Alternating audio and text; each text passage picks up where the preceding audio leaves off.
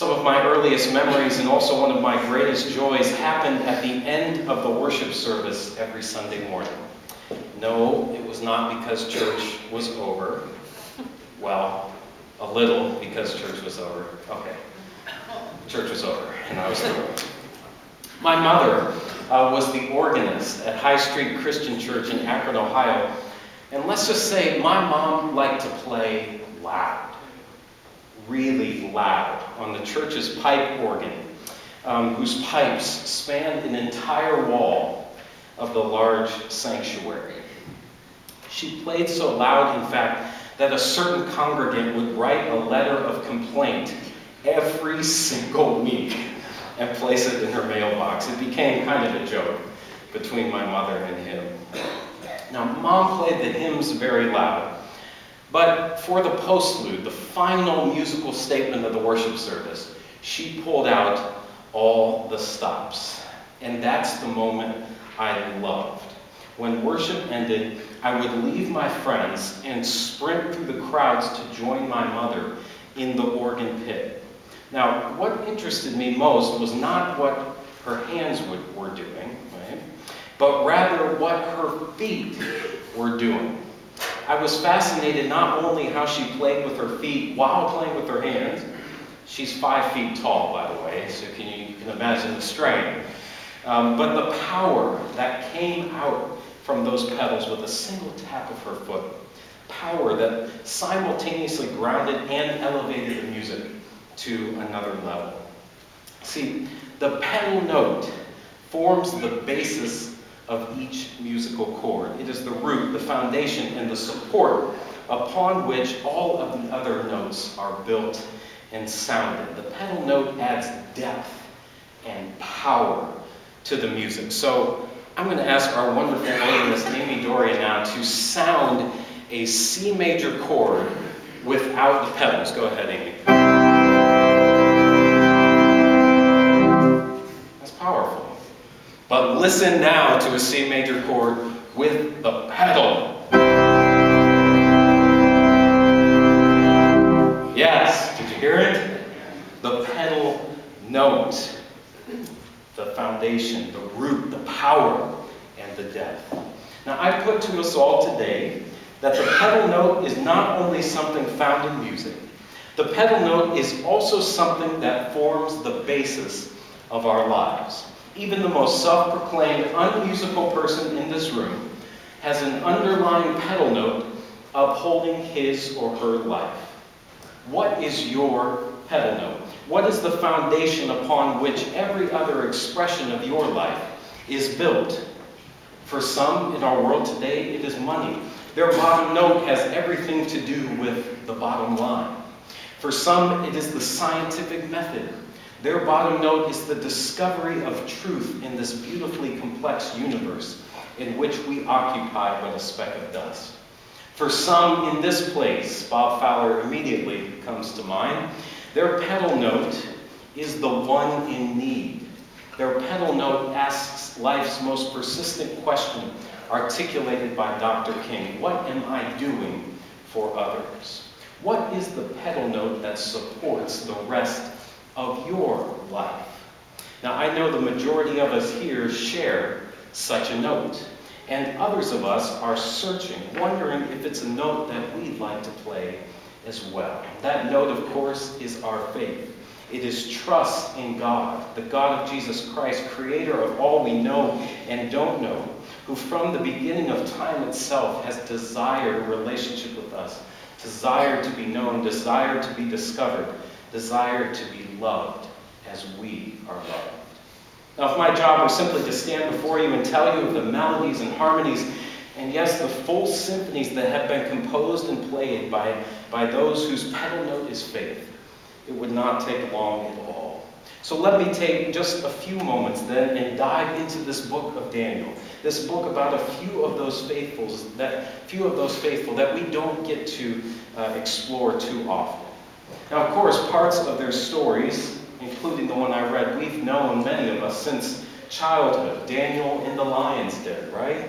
And remember the song, at least this is the one that we learned growing up. Shadrach, Meshach, and Abednego in the fiery furnace were tossed. It was great. Did anyone learn that here? No? Oh, all right, we're going to have a little music session sometime. So well known are these strange Babylonian names, right, of Daniel's friends, that my spell check in Microsoft Word didn't even try to correct their names. It recognized all three of them. I thought that was crazy. Now, we learned last week that the southern kingdom of Judah is in exile in Babylon. It was a crisis, to be sure. The history of God's special nation seems to have been cut tragically short. They're no longer in the land that God promised them forever. Their temple, God's home, is destroyed. But even through all of this, their hope is not completely lost. You know, during World War II, there were more than 400,000 prisoners of war held in approximately 500 camps throughout Germany. Though prisoners, they spent most of their days working in farmers' fields, helping with the harvest, stacking hay or tending crops. Some were even paid and received meals from the farmers, often developing strong friendships that continued after their release at the end of the war. The Jewish exiles enjoyed a similar relationship with their captors. This period for Babylon, this was a great period of growth. And the king wisely sees the gifts and talents in his new captors. And he employs the Jewish exiles for building projects, even handpicks some of the brightest and best that Judah had to offer to serve as special advisors in his court, such as Daniel and his friends. Now, before we talk more about their stories, we have to remember that the book of Daniel is a very specific type of literature. In fact, it is the first and only example of what is known as apocalyptic literature in the Old Testament. Apocalyptic literature. We'll encounter a lot more in the New Testament, the book of Revelation being the best known, of course. Now, to think of apocalyptic literature, you might think of a trip to the dentist's office to have a root canal. You know it's going to hurt. You're told how much it's going to hurt. But at the end, there is redemption. There you have peace. There is no longer any pain, and you can begin to smile again. In this type of literature, the big questions are asked. Is God at work in the world? Will God's purposes prevail, even when it gets so bad that it looks like the exact opposite is true? Will the good be rewarded for remaining faithful and the bad punished? Apocalyptic literature answers these questions with a resounding yes. Yes. So, in effect, we have this book of Daniel being written to comfort God's people in exile. And remember, the people of Israel will be occupied over and over again, well through the time of Jesus. In 605 BCE, of course, it is Babylon. But then it will be the Persians, and then the Medes, and then the Greeks, then the Ptolemies in Egypt, and finally Rome will get its turn with God's people. That's what King Nebuchadnezzar's dream is all about. The dream of that horrifying figure made up of all those various metals. Daniel, the only one who can name and interpret the king's dream, provides some welcome words for the people in exile, but simultaneously some foreboding words for those temporary occupiers of God's special nation. All these kingdoms, including yours, King Nebuchadnezzar, will be divided and will fall. They stand on feet of clay and can only stand so long. A Messiah will come to deliver God's people once and for all. Imagine the comfort, hope, and strength that such a message gave the people.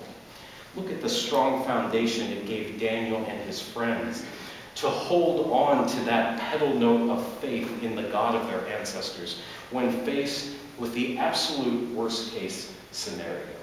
They were able to achieve something that the letter of 1 Peter in our New Testament calls being in the world, yet not of the world.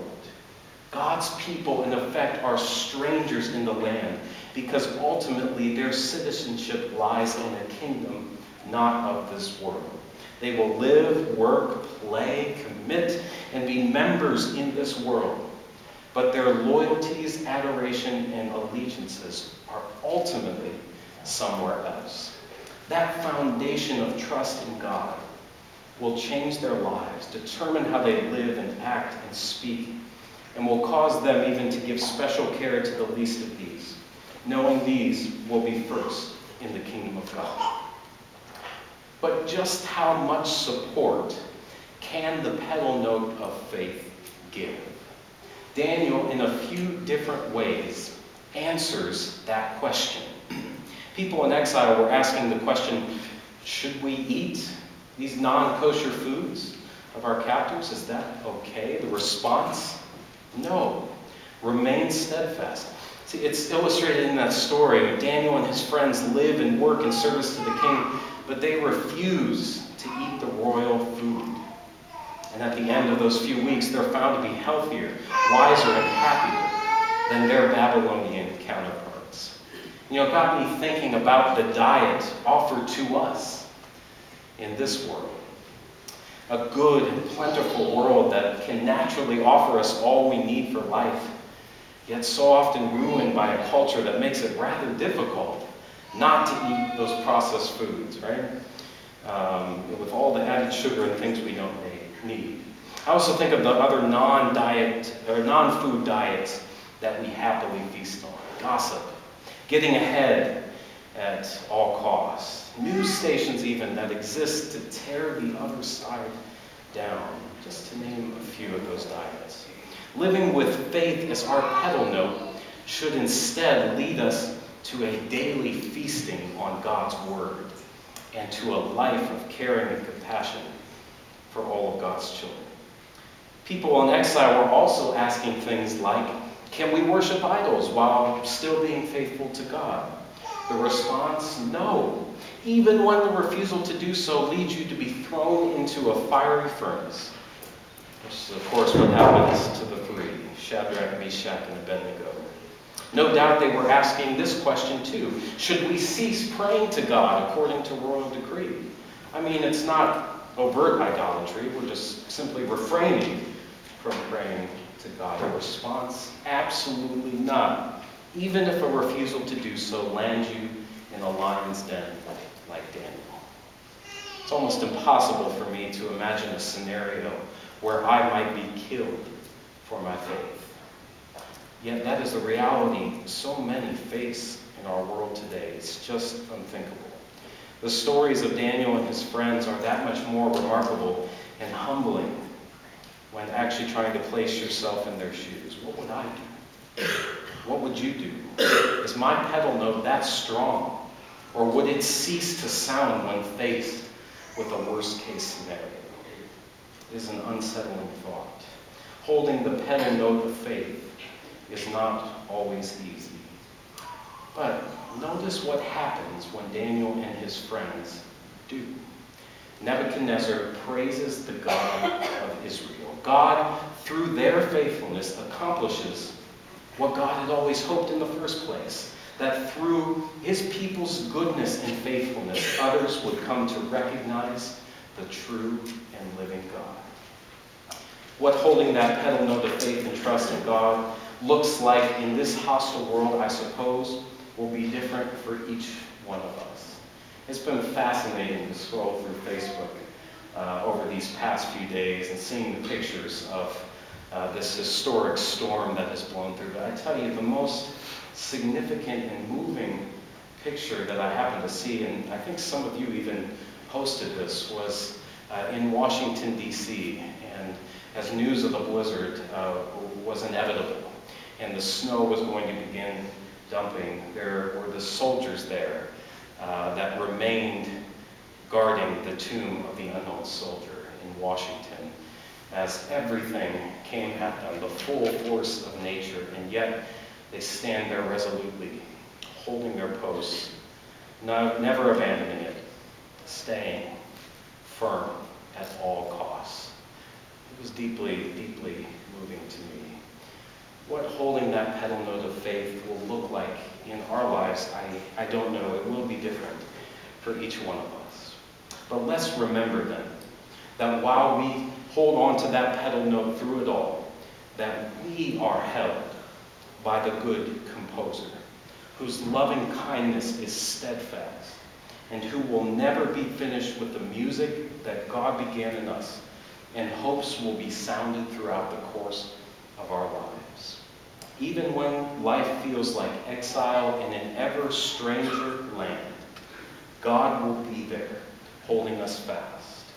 And all I know is that I can't wait to continue enjoying the good works that God will do in each of you from my front row seat here in this sanctuary. What notes you choose to play in this life will largely depend on you. But with the right pedal note, with the right foundation, the right support, the right root, you'll be playing music you never thought possible.